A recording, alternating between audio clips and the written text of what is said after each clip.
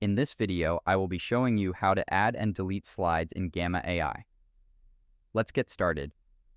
I am starting on my Gamma dashboard where all my recent work is stored. I'll click on my presentation to open the editor. Once the project loads, I can see all my existing content in the navigation panel. To add a new slide, I move my cursor to the left sidebar where the slide thumbnails are displayed. I click the New button located right at the top of the panel. This instantly inserts a blank card into the presentation, giving me the option to choose a template or generate new AI content for that specific slide.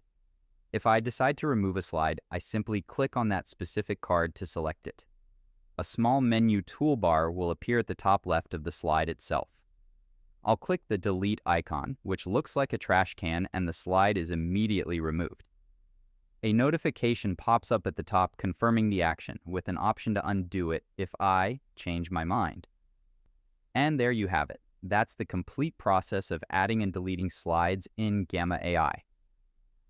If you found this walkthrough helpful, please consider liking the video and subscribing for more quick tips and tutorials.